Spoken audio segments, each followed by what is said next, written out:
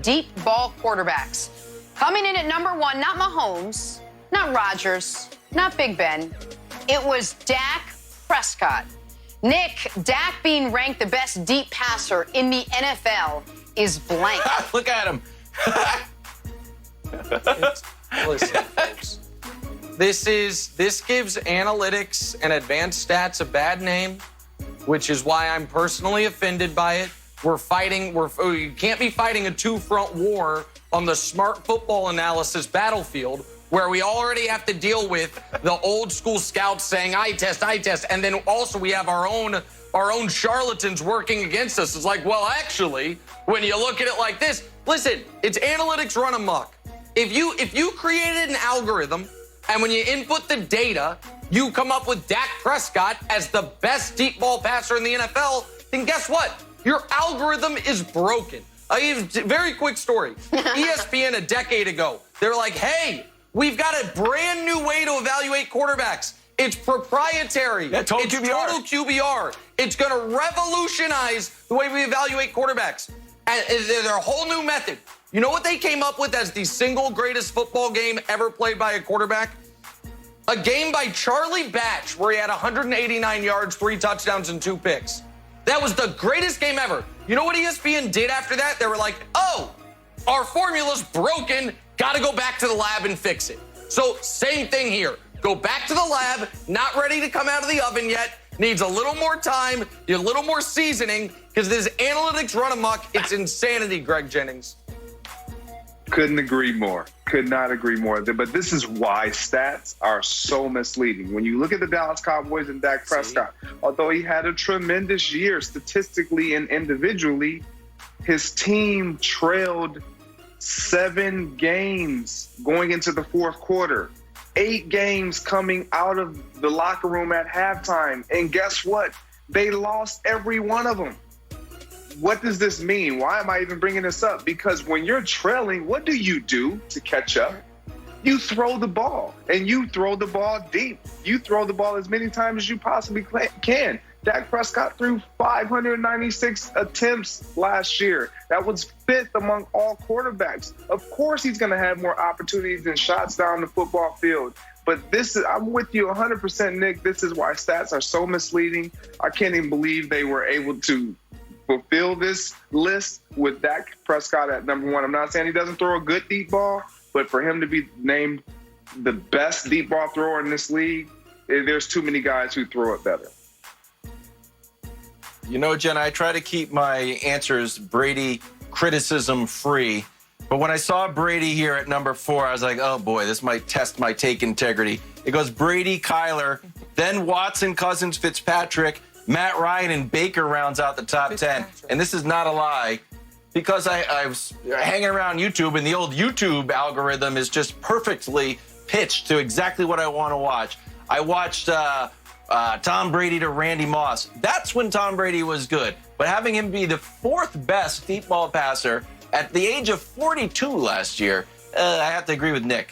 Sorry.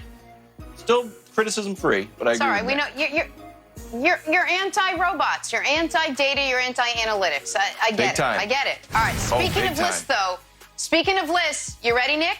CBS Sports analyst Pete Prisco releases rankings for the top 100 players of 2020. No big surprises in the top 10. But missing from the entire list was Carson Wentz. The only saving grace for Wentz, Nick Foles also left off the list. Nick, Wentz being left off the top 100 players of 2020 list is blank. Oddly defensible. Like, listen, I know Pete Prisco very well. He's a bit of a curmudgeon. He's a little polarizing figure in the NFL circles. But you can make the case, because you look at the quarterbacks he has ahead of him, Mahomes, Russell, Lamar, Aaron Rodgers, Breeze, Brady, not sure. Dak, maybe. Deshaun, definitely.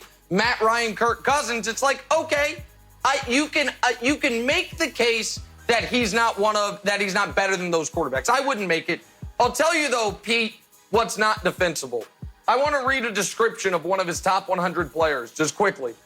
He had a career best 7.5 sacks last season as he continued to be a pocket rusher from the inside. He's good against the run, but he does need more help around him.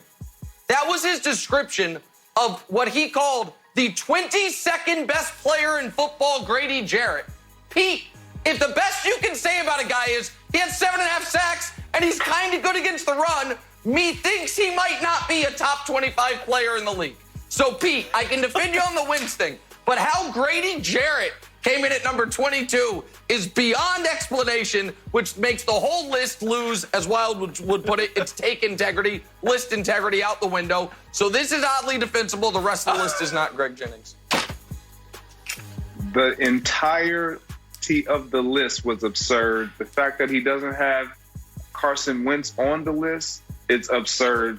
I completely disagreed with this list, but when you look at the Philadelphia Eagles and you look at the important players on that team, and did they make the playoffs?